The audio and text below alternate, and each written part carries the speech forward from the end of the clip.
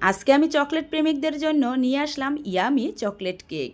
এখন আমি এই চকলেট কেকটাকে ডেকোরেশন করব। ডেকোরেশন করতে আমি ততটা এক্সপার্ট না, যেরকম পারি তেরকমই করে নিচ্ছি। আগে থেকে একটি চকলেট কেক আমি বানিয়ে রেখেছিলাম। কেকটা ঠান্ডা হওয়ার পর আমি 3 পিস করে কেকটাকে কেটে নিয়েছি। এখন আমি উপর থেকে সুগার সিরাপ দিয়ে দিচ্ছি। সুগার সিরাপ দেওয়া হলে আমি ক্রিম দিয়ে পুরোটা কেকই কোট করে নিব। আমি কিন্তু এটা দ্বিতীয় স্টেপ করে নিচ্ছি। প্রথম স্টেপ একই নিয়মে একইভাবে করে নিয়েছি। বিটুটা বড় হবে দেখে সেটা দেখালাম না। এই তো পুরোটা কেকই ক্রিম দিয়ে কোট করা হয়েছে। এখন একটা প্লেট নাইফ দিয়ে টেনে ক্রিমটাকে সমান করে দিচ্ছি। ক্রিমটা সমান করে নেওয়া হলে এখন আমি ক্রিমের উপরে দিয়ে দিচ্ছি চকলেট সিরাম। চকলেট সিরামটা দেওয়া হলে আবারও আমি আরেক পিস কেক উপরে বসিয়ে দিচ্ছি। এখন কেকের উপরে আবারও সুগার সিরাপ দিয়ে দিচ্ছি। অনেকে হয়তো বলতে পারেন সুগার সিরাপটা কি?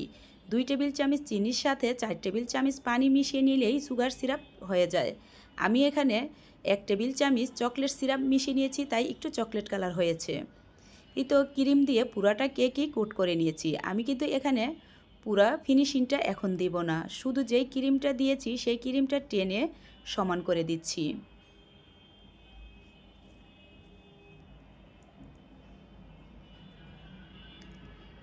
এই তো পুরাটা ক্রিম এভাবে টেনে সমান করে দেওয়া হলে এখন আমি নর্মাল ফ্রিজে 10 মিনিটের জন্য কেকটাকে রেখে দিব, তাতে করে ক্রিমটা সেট হবে।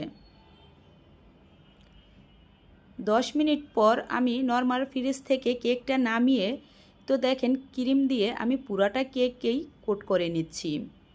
এভাবে যদি ফ্রিজে রেখে তারপরে ক্রিম দিয়ে ফিনিশিংটা দেওয়া হয় তাহলে কিন্তু খুব সহজে ফিনিশিংটা চলে আসে, অল্প সময়তেই ফিনিশিংটা দেওয়া যায়।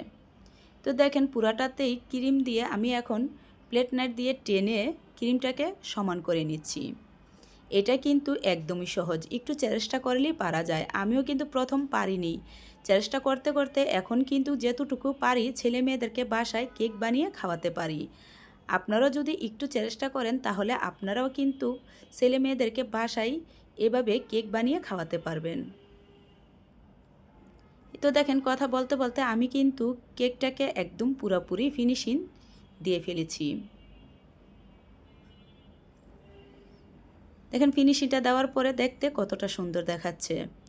এখন আমি এই কেকের উপরে দিয়ে দিব চকলেট সিরাম। চকলেট সিরামটাও আমি পুরাটা কেক কোট করে নিব।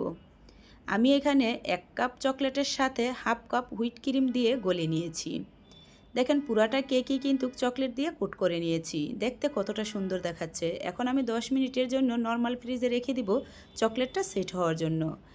এদিকে কেকের উপরে যে আবরণটা ছিল সেটাকে আমি রেখে দিয়েছিলাম। এখন আমি ভালোভাবে হাত দিয়ে ভেঙে 2 টেবিল চামচ চকলেট সিরাম দিয়ে এটাকে ভালোভাবে মেখে নিব। মেখে একটা আঠালো ব্যাটারের মতো করে নিব।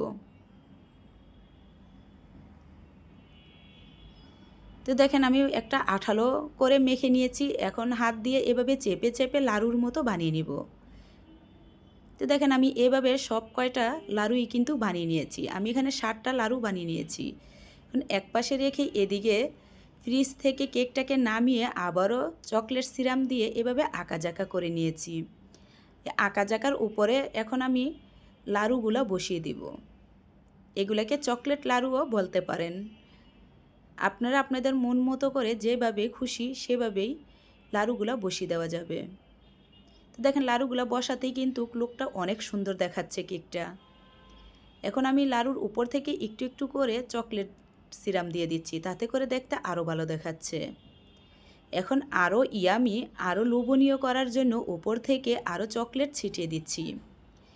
এই পুরাটা কেকই কিন্তু চকলেটে ভরপুর। যারা চকলেট খেতে পছন্দ করে তাদের কাছে কিন্তু আজকের এই কেকটা অনেক পছন্দ হবে।